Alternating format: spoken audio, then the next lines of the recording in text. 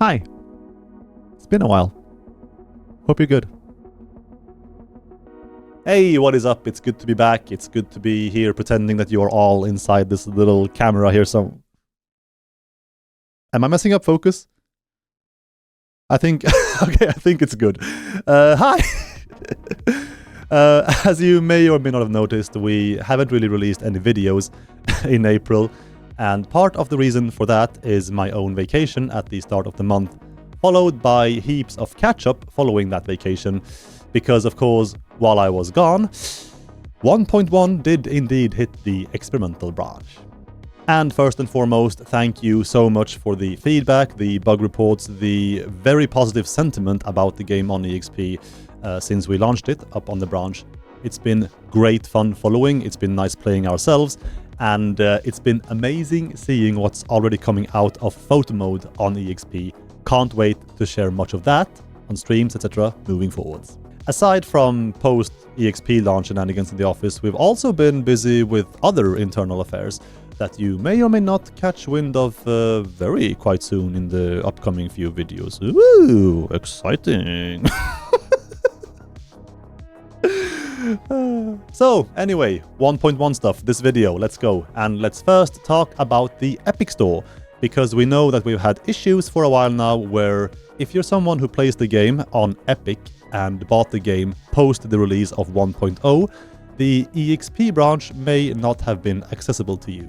And that's because, unlike Steam, where you opt into EXP through, the game's properties and betas, on Epic, the EXP branch shows up in your library as its own separate game. And that version, that game, did not, again, in fact, show up if you bought the game post 1.0.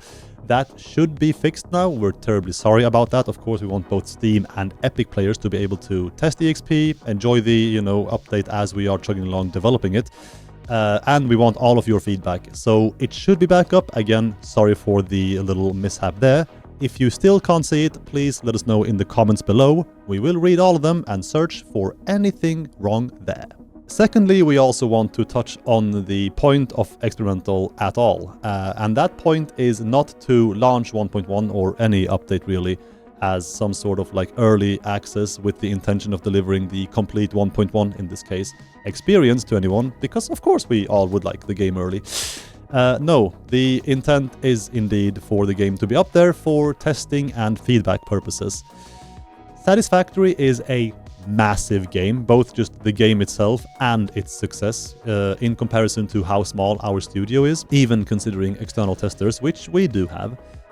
So EXP is a great way for us to launch just optimization tests, server tests, or in this case, major update tests, so that many people who want can opt into this branch knowing that stuff will be blatantly broken, maybe unfinished, and still just, test all the features, bring feedback, bring bug reports, because that is kind of what the branch is about.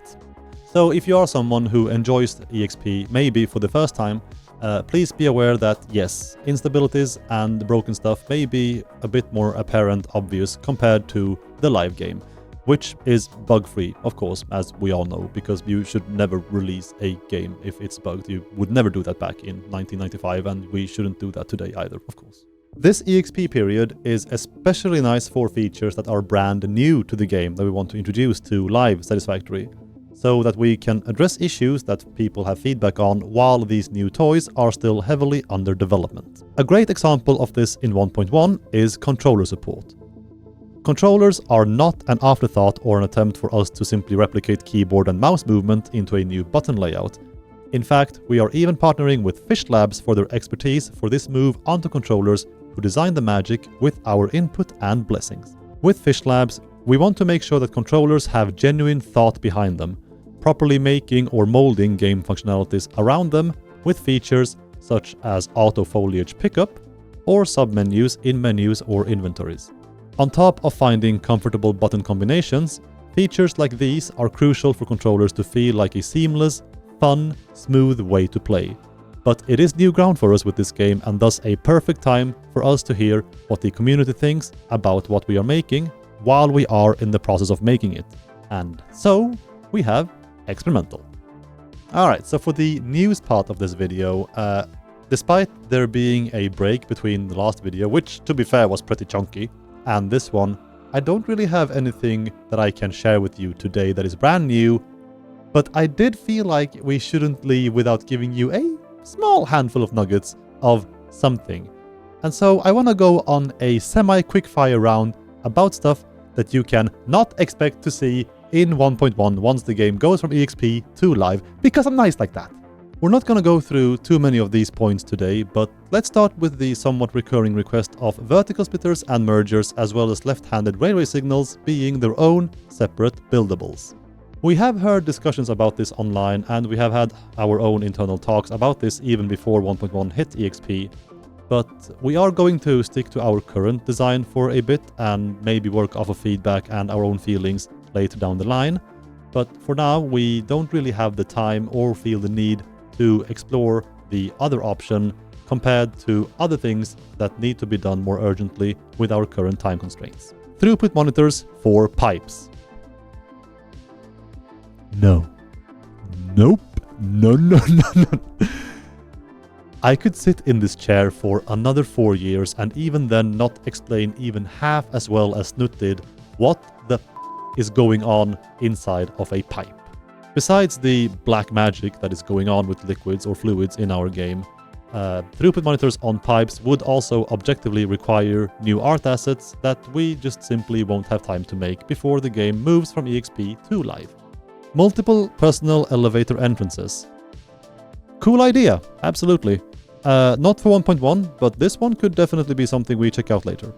No promises. Freely placeable vertical splitters and mergers. This one is interesting because it kind of also opens a small can of worms, mainly in how a key feature, vertical nudging, would interact differently between objects falling under the same category, buildables. It wouldn't really be intuitive for only mergers and splitters to be vertically placeable, whereas most other things cannot be. We do see the vision and the pros of being able to place vertical splitters in advance to visualize or plan out your vertical building in advance. Maybe this is something we can look into later as well in terms of making this design more intuitive and allow for this, but it is not going to be for 1.1. Of course, we have also received feedback on our QA site, which, by the way, is the #1 place to go for any feedback, bug reports, feature requests, anything you want to make sure we hear. Post it on our QA site, written right here. We check this site thoroughly, completely, making sure we never miss a thing. And again, this is your #1 bet to make sure that you make your voice heard for us. We have received a metric ton of feedback on this site about stuff that we are intending to fix or change on EXP before the game goes live. Hopefully, if time allows. Stuff like obvious bugs such as conveyor wall holes not being nudgeable or that you can't go through them. In fact, I think these two are solved internally right now and may even be on EXP as of this video releasing. And if they are not, they hopefully will be very, very soon. But we have these obvious bugs. We have stuff like throughput displays showing 0 if you walk too far away from them and then back to them, or these monitors just bricking completely if you have them on belts and then split or merge said belts. We have display issues such as players appearing offline if you detach the camera from them in photo mode. We have radar tower map range issues, also just display info issues. We have recipe info with the first item on the list being bugged, etc, etc, etc. All of this gathered from the QA site, and again, so much more that we hope to be able to fix before the game goes live. If you have anything to add to this pile, do not hesitate. And that's a wrap on everything that I can definitely disappoint you about today. If you are partaking in EXP or if you plan on partaking in EXP, thank you so much for doing so. All of your feedback is heavily appreciated. All of it makes finding and pinpointing and fixing these issues a lot easier and doable in the first place. We appreciate you a lot and we hope you enjoy the ride, even though it can be more turbulent than the live game for obvious reasons. One thing I should mention, and should have mentioned before trying to wrap, is the video cadence going forwards, which honestly won't really change all too much, except for the fact that we right now are surrounded by an avalanche of holidays, which makes planning and making these videos a major hassle. And so just for now, the next video you can expect will not be on the 9th of May, but the 16th instead. And from the 16th, we hope to be able to go back to our standard 2-week cadence. Thank you for your understanding. And that is going to actually wrap the entire video. Stay healthy, whoever you are, wherever you are. Spring, even summer, is coming very soon. I can walk out right now in only this, and I love it, and you should too. Okay, bye.